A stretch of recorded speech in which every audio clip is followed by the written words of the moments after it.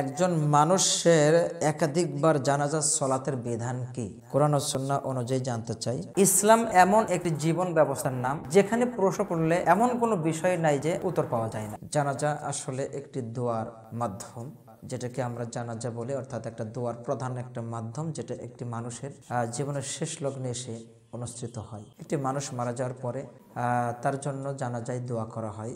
জানাজায় পুরোটাই দোয়ার একটা মাধ্যমেই আর কি বলা, আমরা যেটা বলি যে জানাজায় পুরো সময়টাই দোয়া করা হয়। সানা পড়া হয়, দরুদ শরীফ পড়া হয়, সূরা ফাতিহা পড়া হয়, নির্দিষ্ট দোয়া পড়া হয়। সবগুলাই আল্লাহ সুবহানাহু ওয়া তাআলার কাছে তার জন্য জীবিত মৃত সকলের জন্য ক্ষমা প্রার্থনা করা হয়। আর এই জানাজায় যদি কেউ শরীক হয়, এই ক্ষেত্রেও আল্লাহ রাসূল সাল্লাল্লাহু আলাইহি ওয়াসাল্লাম তিনি উৎসাহিত করেছেন এবং বলেছেন যে, হাদিসটি বর্ণনা করছেন আবু হুরায়রা রাদিয়াল্লাহু আনহু, সহিহ বুখারীর মধ্যে আসছে এবং আবু দাউদের মধ্যে আসছে হাদিসটি। আন আবি হুরায়রা রাদিয়াল্লাহু তাআলা আনহু قال আন্না নবী সাল্লাল্লাহু আলাইহি ওয়াসাল্লাম قال, আবু হুরায়রা রাদিয়াল্লাহু তাআলা আনহু তিনি বলেন, রাসূল সাল্লাল্লাহু আলাইহি ওয়াসাল্লাম তিনি বলেছেন, মানিত্তাবাআ জানাজাতা মুসলিমিন, যেই ব্যক্তি কোনো মুসলিমের জানাজায় অংশগ্রহণ করলো, ঈমানান ওয়া ইহতিসাবান, ঈমানের সাথে এবং একাগ্রতার সাথে কোনো মুসলিমের জানাজায় অংশগ্রহণ করলো। তার মানে মুসলিমেরই জানাজা অনুষ্ঠিত হয়, মুসলিমের জানাজায় অংশগ্রহণের কথা হাদিসে বলা হচ্ছে। অংশগ্রহণ করলে লাভটা কি? রাসূল সাল্লাল্লাহু আলাইহি ওয়াসাল্লাম তিনি বলছেন, ওয়া কানা মাআহু হাত্তা ইউসাল্লি আলাইহি, তার জানাজার সালাত অনুষ্ঠিত হওয়া পর্যন্ত, অর্থাৎ জানাজার সালাতে অংশগ্রহণ করলো।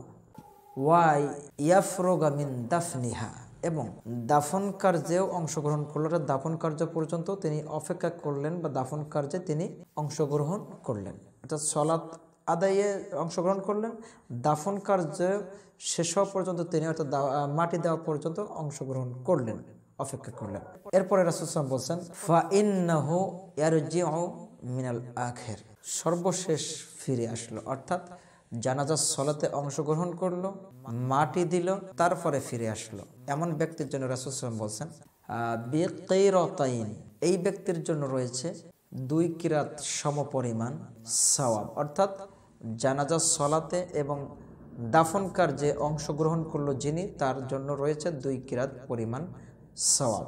আর 2 কিরাত পরিমাণ সওয়াবের পরিমাণটা কত?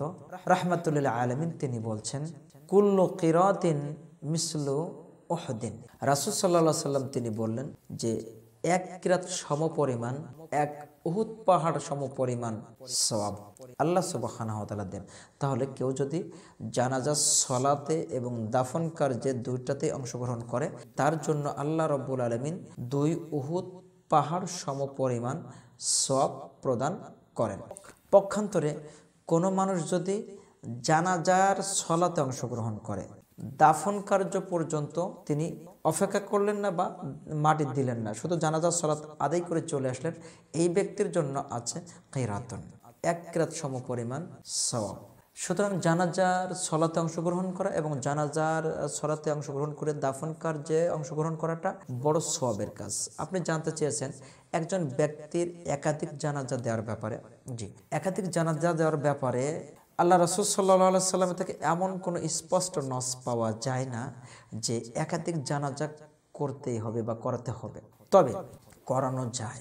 এমনটি হয় যে দেখা যাচ্ছে একজন ব্যক্তির জানাজা করানোর পরে তার এমন কোনো ব্যক্তি হয়তো বাইরে আছে যে তার বাবা হতে পারে, যদি সন্তান মারা যায় বাবা, অথবা বাবা মারা গেছে সন্তান, বা এর নিকটতম নিয়ারেস্ট রিলেশনশিপ যাদের সাথে আছে, বা এমন ব্যক্তি যিনি রক্তের হকদার, তো এই ব্যক্তির জন্য যদি এমন অপেক্ষা করে আবার যদি পুনরায় সালাতে অংশগ্রহণ করার ব্যবস্থা করে, সালাত অনুষ্ঠিত করার ব্যবস্থা করে, সেই ক্ষেত্রে জায়েজ আছে মর্মে উলামা ইকরাম একটা মতামত দিয়েছেন।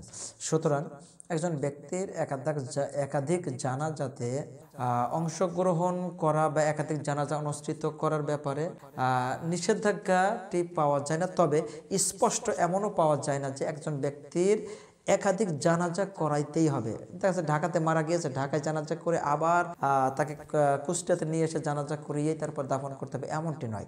একটি জানাজা অনুষ্ঠিত করলে এটা সরাসরি হাদিস অনুযায়ী কাজ হবে, আর দ্বিতীয়টা করলে পারে সেটা আর ব্যাপারে যেহেতু স্পষ্ট কোনো নস পাওয়া যায় না, তাই থেকে আমাদের বিরত থাকাটাই উত্তম হবে ইনশাআল্লাহ। আল্লাহু আ'লাম বিস-সাওয়াব। তোমরা যা জানো না তা তোমরা জেনে নাও। আল্লাহ সুবহানাহু ওয়া তাআলা এই মর্মে বলেছেন, ফাসআলু আহলা যিকরি ইন কুনতুম লা তা'লামুন।